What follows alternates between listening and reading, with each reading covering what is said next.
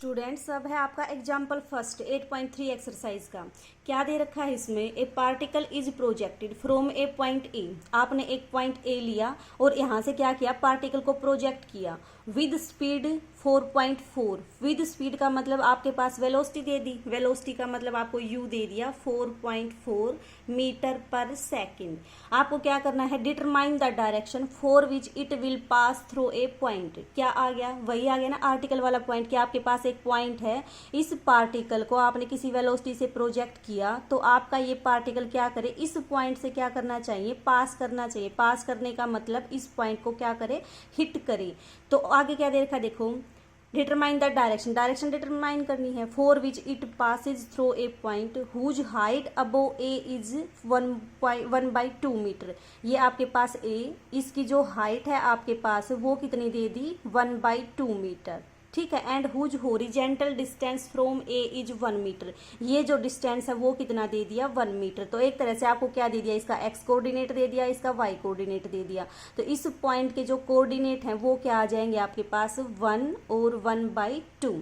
तो आपका जो ये केस है 8.3 वाला बन गया। आपको क्या फाइंड आउट करनी है, डायरेक्शन फाइंड आउट करनी है, जिसमें इस पार्टिकल को क्या करोगे, आप हिट करोगे। तो पिछले आर्टिकल में हमने क्या किया था कि आपके पास ऐसी दो डायरेक्शन आएंगी जिसमें आपका पार्टिकल क्या करेगा, इसको हिट करेगा। ठीक है।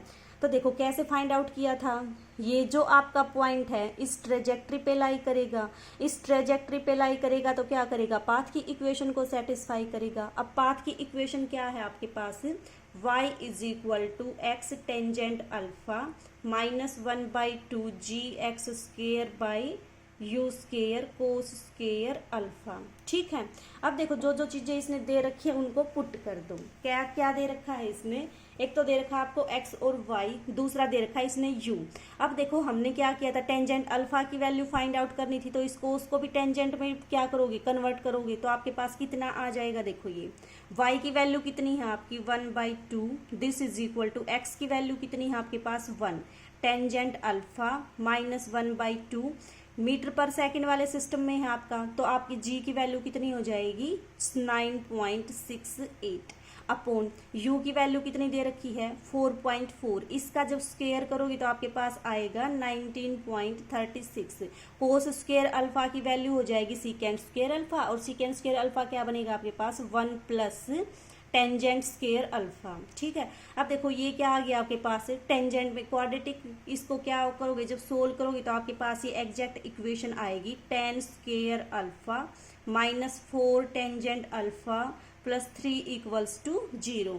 ये आपके पास टेंजेंट में क्वाड्रेटिक है, टेंजेंट में क्वाड्रेटिक है तो इसकी दो वैल्यूज आएंगी। सोल्व करके देखना इसको क्या आना चाहिए, प्रोडक्ट तो आए 3 और सम कितना आया आपका 4। ठीक है। तो कितना आ जाएगा आपके पास -3 और -1।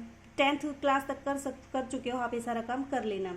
तो यहाँ से आपके पास क्या आएंगी, टेंजेंट अल्फा की वैल्यू आएगी एक तो 1 और दूसरी आएगी टेंजेंट अल्फा की वैल्यू आपके पास 3। यहाँ से अल्फा की वैल्यू कितनी आ जाएगी π/4, यहाँ से अल्फा की वैल्यू कितनी आएगी tan इनवर्स 3। तो आपके पास दो ऐसी डायरेक्शन है जिसमें आप पार्टिकल को प्रोजेक्ट करोगे तो इस पॉइंट को क्या करेगा, हिट करेगा। ठीक है। अब एग्जाम्पल सेकंड देखो, सेकंड एग्जाम्पल देखो, सेकंड एग्जाम्पल की क्या स्टेटमेंट है आपके पास, a particle is projected in a direction making and angle theta with horizontal. Angle of projection कितना दे दिया आपको, थीटा।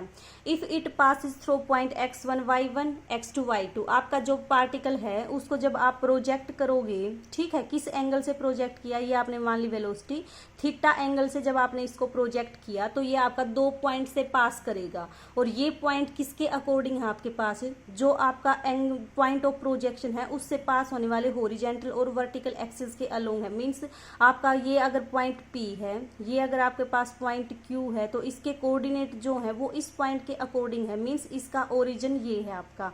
तो ये डिस्टेंस कितना होगा आपके पास y1। ठीक है। ये डिस्टेंस कितना हो जाएगा y2, ये डिस्टेंस कितना होगा x1 और ये डिस्टेंस कितना हो जाएगा x2। ये इस पॉइंट के अकॉर्डिंग आपके पास इन पॉइंट के कोऑर्डिनेट दे दिए। ठीक है।